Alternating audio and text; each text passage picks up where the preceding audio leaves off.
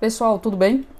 Aula rápida porque eu queria falar sobre uma área, né, dentro da anestesia que costuma ficar um pouco no limbo, por isso que eu trouxe essa foto, que é a sala de recuperação pós-anestésica.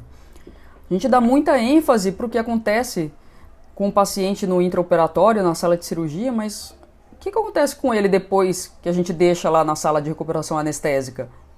E o que acontece quando ele vai para o andar? Então é isso que a gente vai ver hoje.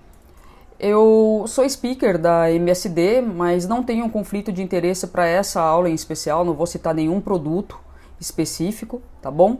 E eu queria começar com essa foto aqui. Paciente na sala de recuperação pós-anestésica, encontre o erro nesta foto. Então você pode observar que ele está sem monitorização alguma.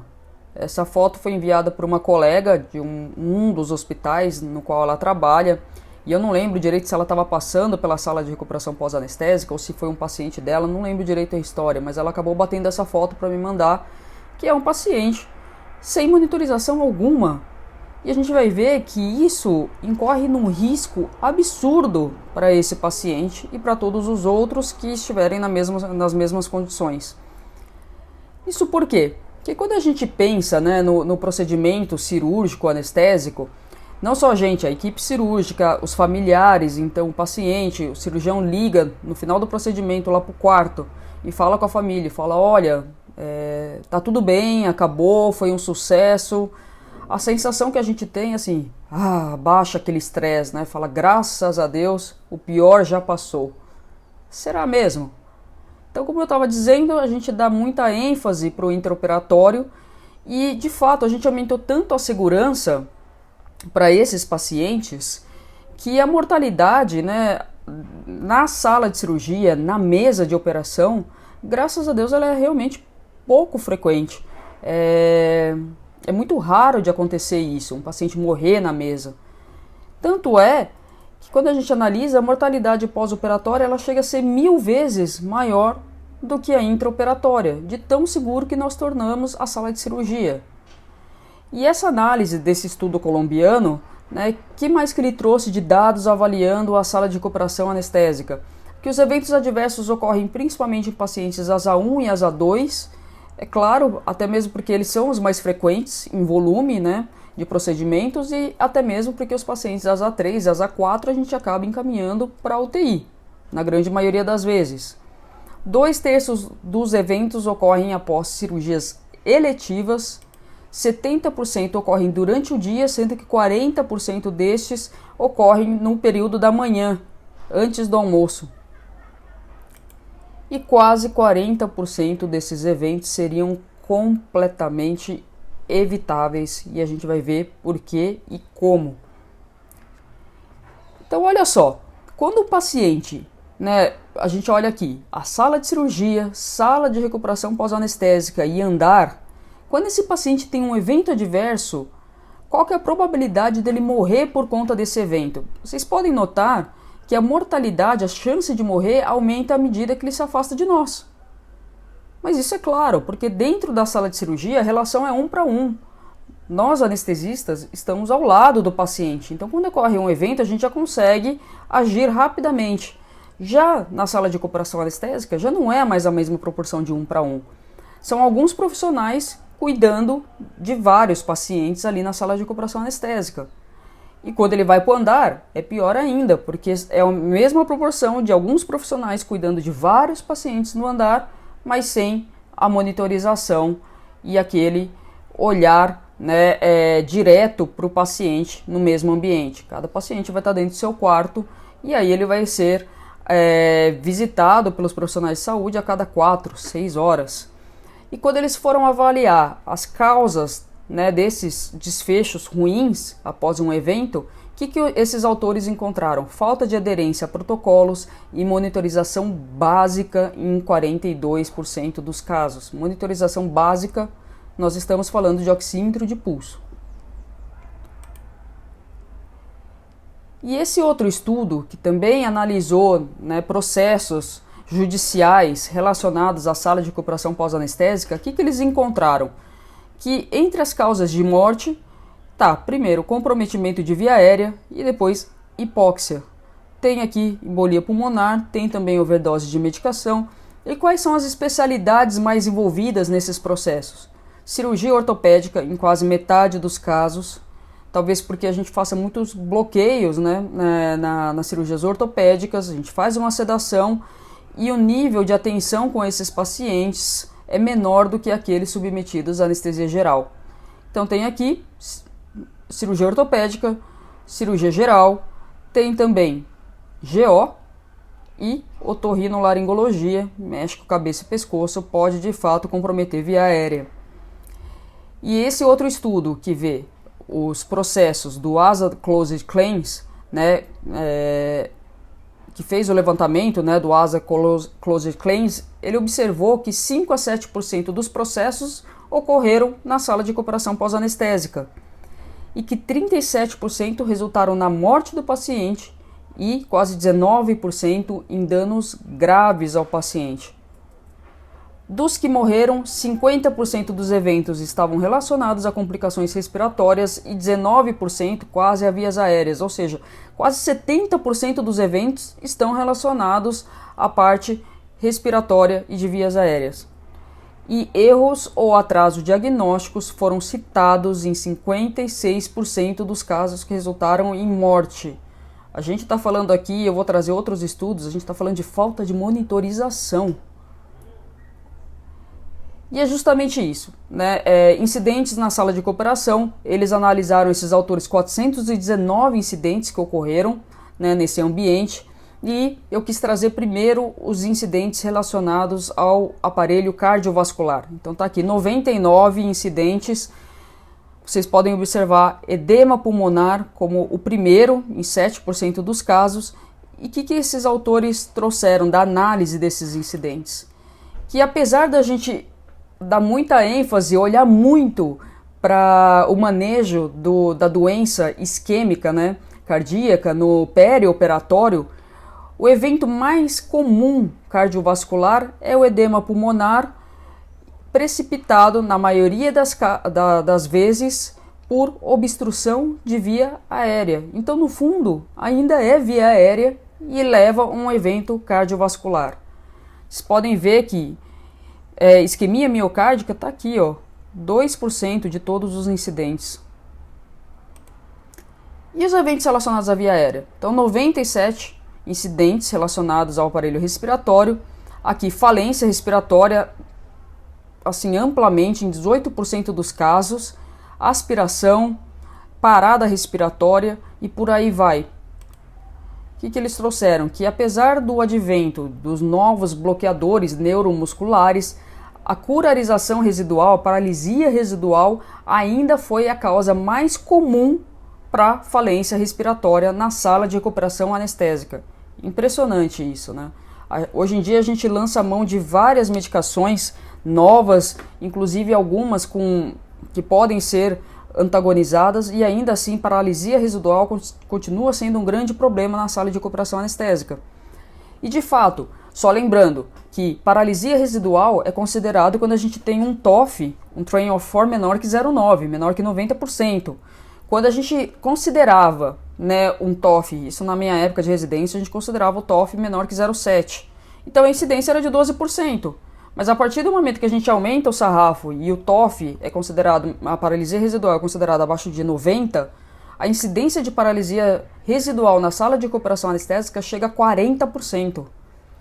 Então, a gente sabe, paralisia residual é péssimo para o paciente porque aumenta o risco de aspiração pulmonar, mesmo com bloqueio neuromuscular mínimo, aumenta em 4 vezes a chance de complicações pulmonares como pneumonia e atelectasia. E esse estudo aqui de Bayer, ele reduziu a incidência de paralisia residual de 62% para 3%, colocando então um monitor de bloqueio neuromuscular por sala de cirurgia. Isso daqui é impressionante. Reduzir assim drasticamente a incidência de paralisia residual simplesmente monitorizando os pacientes. E os sinais clínicos, vocês podem me falar?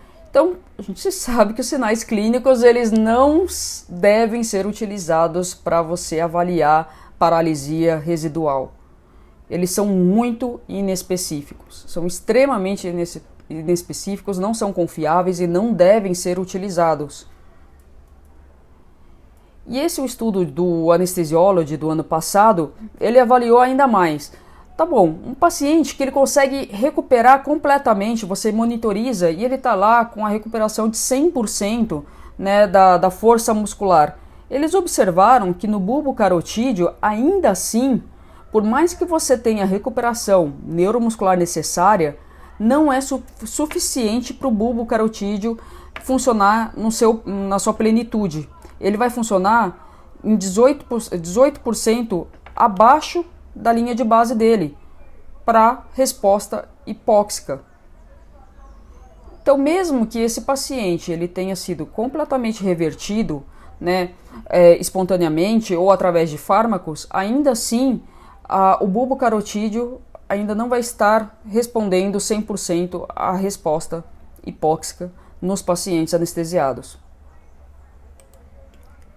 Então a gente olha para essa foto novamente e fala, ufa, coloquei um monitor, agora tá certo, né, Aline? Agora resolveu o problema. Não é bem assim.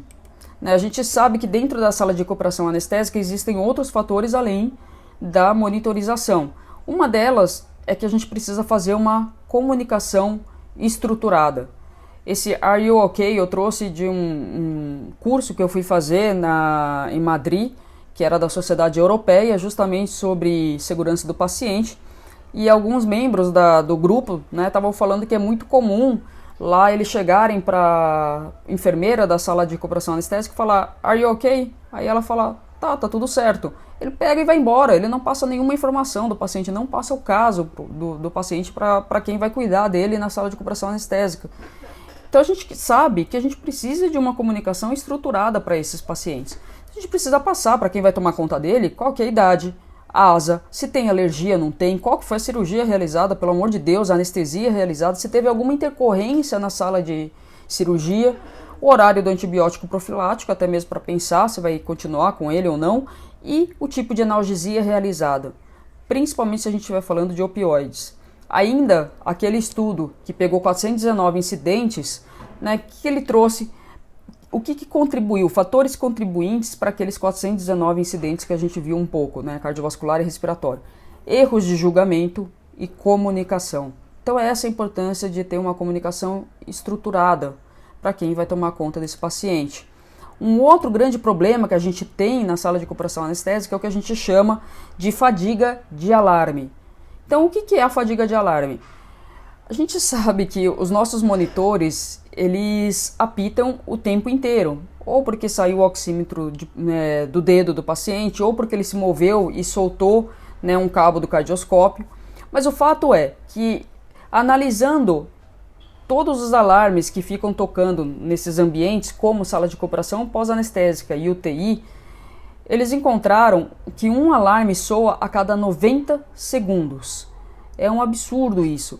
Uma pessoa que trabalha numa UTI com 15 leitos, ela chega a ser exposta a 942 alarmes por dia. Então imagina aquele monte de alarme apitando na sua cabeça o dia inteiro. Chega uma hora que o nosso cérebro anula esses alarmes para não induzir a gente a um estresse, a uma sobrecarga cognitiva e o fato é que a gente fica dessensibilizado para esse som dos alarmes. E aí, o que acontece é que 90% dos alarmes nesses ambientes, eles não são atendidos. A gente esquece, o nosso cérebro anula isso é chamado de fadiga de alarme. Então, é muito perigoso, porque na sala de recuperação pós-anestésica, você fica lá 10 minutos, você vai ver o tanto de alarme que fica apitando tudo ao mesmo tempo. Porque os alarmes eles são desenhados de fato para produzir um estresse cognitivo, para chamar a nossa atenção. Mas em excesso o nosso cérebro vai arranjar um jeito de anular esse excesso de alarme justamente para que a gente não fique muito estressado com isso. A gente sabe que cada interrupção em tarefas relacionadas à medicação aumenta a chance de erro em 25%. Então uma profissional que está ali na sala de recuperação anestésica e tem que parar às vezes de aspirar uma medicação que você prescreveu para dor, para ir lá e desligar aquele alarme que está apitando, aumenta em 25% a chance dela errar, por exemplo, a dose que ela vai administrar no paciente que está ali. E na UTI, esse excesso de alarmes aumenta a chance de delírio em 2,5 vezes, 5 vezes, justamente pelo estresse cognitivo que ele provoca também no paciente. Então isso daqui é importante por quê? Porque quando a gente leva um paciente para a sala de recuperação pós-anestésica, por exemplo, você pega um paciente que é atleta, ele tem uma frequência cardíaca basal de 46. Poxa, você não vai deixar esse paciente, pelo amor de Deus, na sala de recuperação pós-anestésica com aquele monitor parametrizado de fábrica para apitar toda vez que a frequência cardíaca cai abaixo de 60. O cara é um atleta, ele não vai chegar à frequência de 60. Então, você parametriza individualmente para aquele paciente e fala, olha, ele aguenta 45, aguenta 40, ele ficou assim durante a anestesia e está tudo certo, ele mantém o débito. Um paciente que é DPótico grave, ele satura de base 89%. Não vai deixar também, como de fábrica, que apita toda vez que cai para baixo de 92, porque ele não vai saturar mais do que isso. Então a gente precisa, de fato, começar a individualizar para o paciente que você anestesiou, para evitar a fadiga de alarme dos profissionais que estão ali na sala de recuperação anestésica. Que a gente viu que é extremamente deletério para o paciente. Além da falta de monitorização que a gente viu que acontece em algumas instituições. Isso é tão grave, a fadiga de alarme, que a Joint Commission, que é aquela acreditação americana, ela lançou um comunicado mostrando, então, reduzir o dano associado aos alarmes clínicos, porque, de fato, eles podem comprometer a segurança do paciente. Isso é grave, isso é extremamente grave. E tá bom, o paciente teve um evento dentro da sala de recuperação anestésica. O que isso tem a ver com a enfermaria? Bom, primeiro, porque um paciente que teve um evento na sala de recuperação anestésica, ele tem mais chance de ter um evento no andar. Então esse estudo pegou e analisou o paciente que teve evento e o acionamento do time de resposta rápida. Então o paciente que teve hipotensão na sala de recuperação anestésica, ele tem um risco 3 vezes maior de ter o time de resposta rápida acionado no andar. A dessaturação 2 vezes maior. E uma sedação absurda, que esse paciente não acorda, ele vai ter 10 vezes mais chance de ter o time de resposta rápida acionado no andar. Esse é um trabalho do Sessler, super interessante, porque eles monitorizaram os pacientes na enfermaria. Então foi um estudo multicêntrico com 833 pacientes e o que eles encontraram monitorizando esses pacientes? Que 37% deles apresentaram a saturação menor que 90% por 1 hora ou mais. 11% por mais de 6 horas. Mais de 6 horas. 3% apresentaram uma saturação de O2 menor que 80% por pelo menos 30 minutos. E o pior de tudo, em 90% dos casos, a equipe de enfermagem não conseguiu diagnosticar os episódios de hipoxemia. E isso eles trazem no estudo porque esses pacientes eles estão ou com um efeito residual anestésico ou com uma depressão respiratória induzida por opioide. E quando a equipe da enfermagem entra para, por exemplo, tirar os sinais vitais, ela geralmente acorda aquele paciente, fala assim, fulano, olha, eu vou medir sua pressão e tudo mais. E na hora que ela coloca o oxímetro de pulso, esse paciente já está desperto, então ele já não tem mais aquele episódio de hipoxemia. Assim que ela fecha a porta do quarto e vai embora, ele volta a dormir e volta a ter depressão respiratória. Então por isso que em 90% dos casos, os episódios hipoxêmicos não serão diagnosticados. E pior é só lembrando que esses pacientes serão vistos a cada 4 horas, a cada 6 horas, dependendo da instituição. Esse outro estudo, extremamente recente, de outubro agora, de 2020, é um estudo fantástico. Eles foram avaliar e tentar predizer os pacientes que vão ter mais chance de ter uma depressão respiratória na enfermaria e induzida por opioide na maioria das vezes. Então o que eles encontraram? Que metade de todos os eventos cardiorrespiratórios ocorrem na enfermaria com uma mortalidade aproximada de 40%. É grave o que acontece na enfermaria. Eventos relacionados ao uso de opioides aumentam o tempo de permanência hospitalar, pelo menos em 5 dias, readmissões hospitalares, é quase um pouco menos que o dobro, né, do aqueles que não tiveram eventos, e o custo aumenta bastante, cerca de $10.000 para cada paciente que teve o evento. E os primeiros sinais de falência respiratória induzida por opioides podem ser alterações sutis dos sinais vitais 6 a 8 horas antes da descompensação cardíaca respiratória. Então são pequenas alterações que acontecem nos sinais vitais desses pacientes. Mas é 6 a 8 horas. Se esse paciente é visto a cada 6 horas, na verdade você vai conseguir vê-lo 2 vezes. Então você não vai ver tanto essa alteração sutil várias vezes, são 2 vezes só. Por isso que muitas vezes a gente não consegue diagnosticar através dos sinais vitais na enfermaria. E aí ele foi tentar ver qual que era o modelo preditivo dos pacientes que têm mais risco de depressão respiratória na enfermaria. O que eles descobriram? Idade, assim, disparadamente é o fator mais importante. Os pacientes acima de 60 anos, vocês podem ver que o risco vai aumentando absurdamente à medida que o paciente é mais idoso, isso por conta das alterações próprias, né, do envelhecimento, da alteração fisiológica da respiração própria do envelhecimento, pacientes do sexo masculino, pacientes que nunca fizeram uso de opioide, pacientes com desordens do sono, por exemplo, apneia obstrutiva do sono e insuficiência cardíaca. Insuficiência cardíaca. E aqui eles colocam uma pontuação, você vai somando os pontinhos de acordo com as características do seu paciente e você divide aqui entre os de baixo risco, risco intermediário e alto risco. O que chama atenção aqui?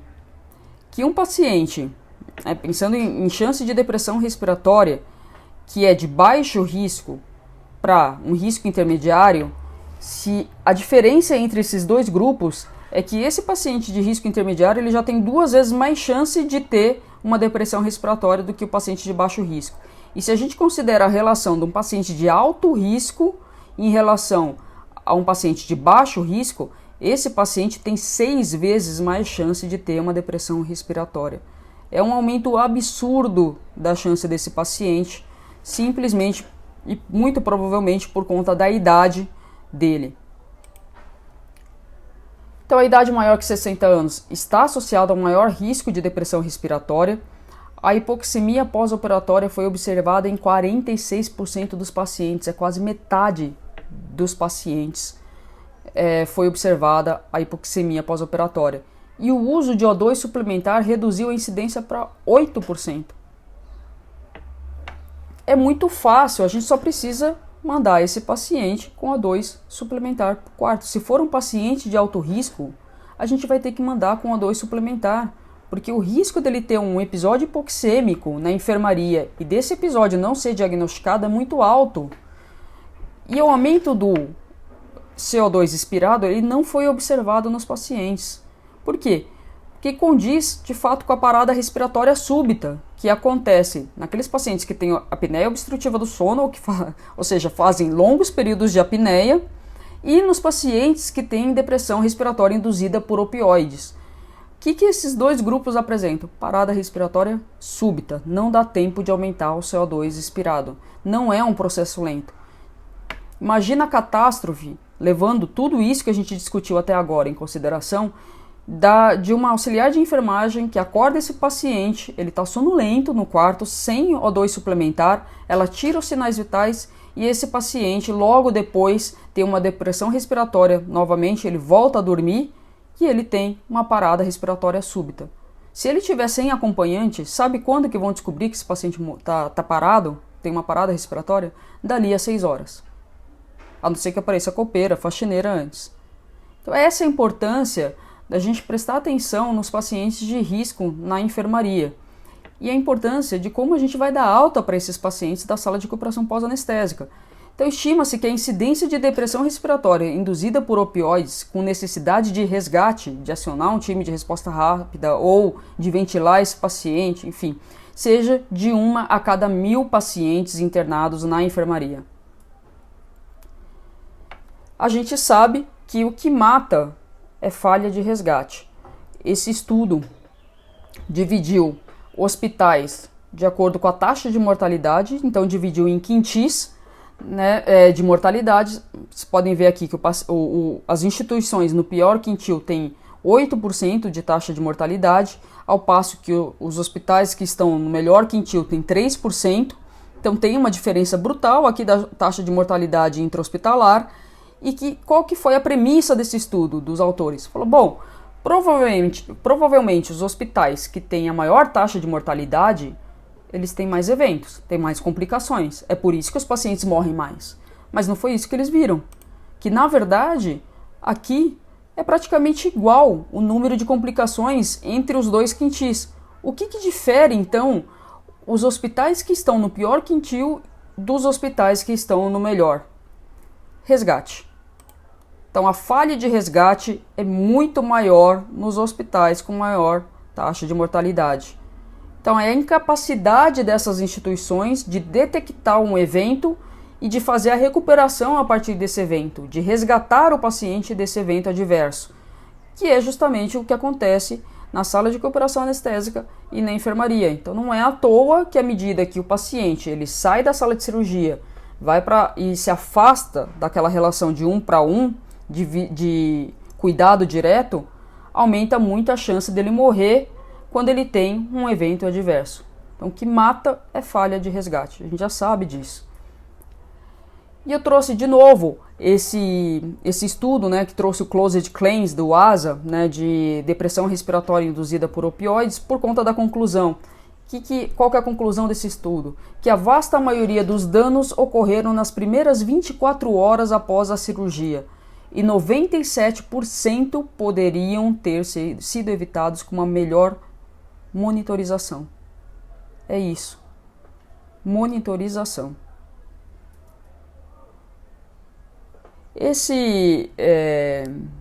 Eu trouxe uma carta para o editor, publicado no Anesthesia Patient Safety Foundation, de 1990. Então foi alguém que teve o trabalho de escrever para lá, e ele escreveu o seguinte: estou respondendo a um recente boletim informativo da APSF, relacionado aos padrões propostos para monitoramento básico na sala de recuperação pós-anestésica. Eu nunca fui a favor da oximetria de pulso como padrão de tratamento. Embora seja muito útil em certas situações, eu considero lamentável seu uso ser obrigatório rotineiramente pela American Society of Anesthesiologists. Os aspectos infelizes disso são: 1. Contribui para camuflar a incompetência do mau anestesiologista ou do cuidador da anestesia, e propaga a incompetência, tornando os trainees dependentes do monitor, em vez de aprimorar sua perspicácia, suas habilidades clínicas. Isso é uma carta por editor de 1990, então faz 30 anos, mas mostrando a indignação de um profissional em relação ao uso de oxímetro de pulso na sala de recuperação pós-anestésica. E a gente ainda está falando do problema de monitorização, por incrível que pareça, 30 anos depois.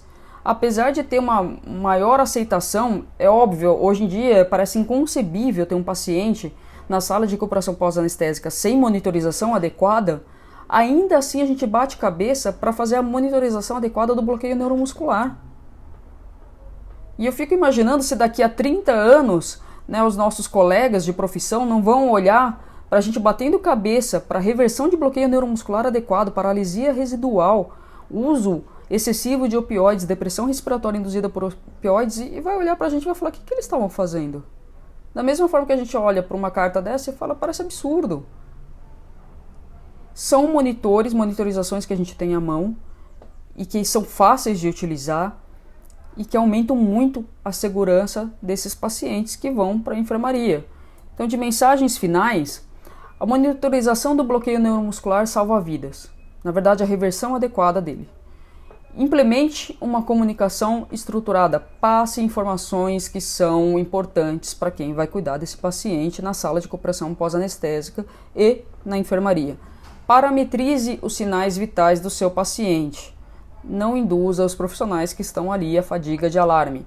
Assegure as condições ótimas de alta para a enfermaria.